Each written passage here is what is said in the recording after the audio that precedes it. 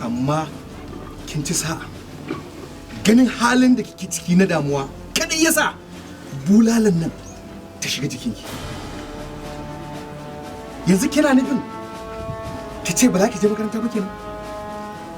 Abba, amma na riga na faɗa maka ba zan je makaranta ba. Umma ma na faɗa mata ba zan je makaranta ba saboda halin da makarantar ƙasar nan suke ciki na rashin tsaro. Amma duk da haka wannan abun ba zai hana 'ya'yanmu karatu ba matuƙa muna.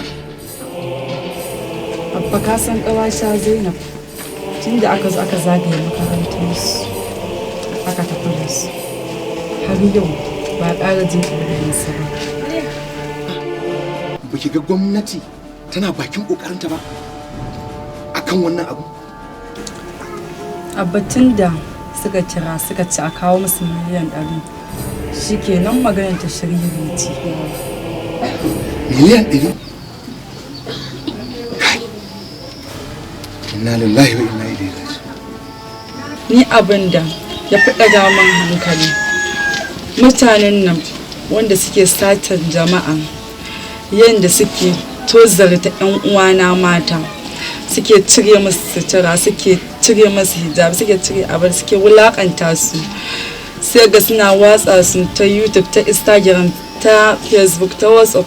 Ni shi ya fi ma ɗaga min hankali. To naji, ma duk da haka cuci ki ta makaranta.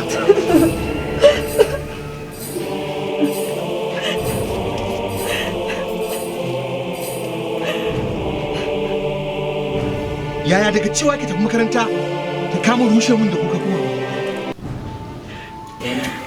Abba, ni kana rarrashi na. Yanzu a cikin wa'inda aka kama wa'insunsu marayu ne, to suwa zai kula da su? Inna lillahi wa inna ilaihi raji'un. To yanzu wai wannan kasan a haka za mu kasance? To kasan nan tamu wai ina mafita yake?